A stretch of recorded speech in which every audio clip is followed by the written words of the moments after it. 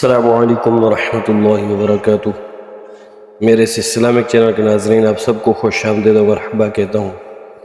آج انشاءاللہ عز و جل یہ پڑھوں گا کہ اعتکاف کی فضیلت۔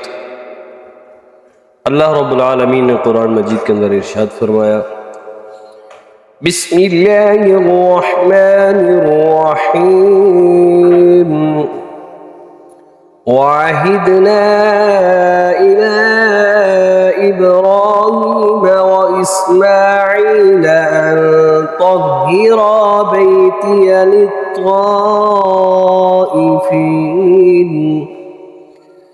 للطائفين والعاكفين والركع السجود، صدق اللہ العظیم۔ اللہ رب العالمین نے قرآن مجید کے اندر ارشاد فرمایا، آئیے اس آیت کا ترجمہ سماعت فرمائے۔ اور ہم نے حضرت ابراہیم و اسماعیل علیہ السلام کو تاکید فرمائی کہ میرا گھر خوب ستھرا رکھو، طواف والوں، اعتکاف والوں اور رکوع و سجود والوں کے لیے۔ یہ اللہ رب العالمین نے حضرت ابراہیم علیہ السلام اور حضرت اسماعیل علیہ السلام کو حکم فرمایا تھا۔ یہ جو مؤذن ہیں، مسجد کی صفائی کرتے ہیں، بڑے خوش قسمت لوگ ہیں، کیونکہ یہ صفائی اللہ تعالیٰ نے حکم فرمایا۔ یہ صفائی کرنا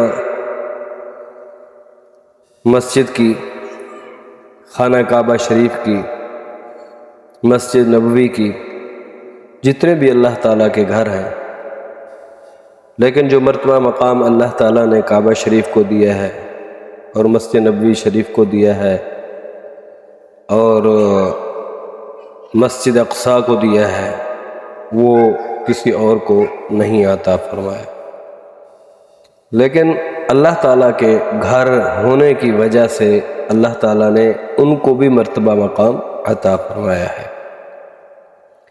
اس آیت کریمہ میں بیت اللہ کو صاف ستھرا رکھنے کا حکم دیا گیا ہے۔ مفسرین فرماتے ہیں کہ یہی حکم تمام مساجد کا ہے، انہیں خوب صاف ستھرا رکھا جائے۔ ارشاد خداوندی سے معلوم ہوا کہ اعتکاف اہم عبادت ہے، اہم عبادت ہے، تو اللہ تعالیٰ نے قرآن مجید کے اندر یہ حکم فرمایا ہے، اور گزشتہ امتوں میں بھی تھا۔ ارشاد نبوی ہے کہ اعتکاف کرنے والا مسجد کی برکت سے کئی گناہوں سے باز رہتا ہے۔ مسجد سے باہر ہوتا تو کبھی کدھر کبھی کدھر، کبھی کیا کبھی کیا، لیکن وہ اللہ تعالیٰ کے گھر میں ہوتا ہے، تو جب وہ اعتکاف صحیح طریقے سے کرتا ہے تو اس کو اللہ تعالیٰ اپنا قرب عطا فرماتا ہے۔ اعتکاف کی وجہ سے جو نیک کام نہ کر سکے، ان کی تمام نیکیوں کا ثواب اس سے نیکیاں کرنے والے کی طرح ملتا رہتا ہے۔ اب یہ جو ہے میرے آقا نے فرمایا، جو اعتکاف 10 دنوں کے آخری عشرے میں بیٹھتے ہیں، 2 حج اور 2 عمرے کا ثواب اس کو ملتا ہے، اور قرب الہی وہ بھی اس کو ملتا ہے۔ اگر اعتکاف کرنے والا اللہ تعالیٰ کی رضا کے لیے صحیح طریقے سے کرتا ہے تو پھر اللہ تعالیٰ اسے راضی ہو جاتا ہے۔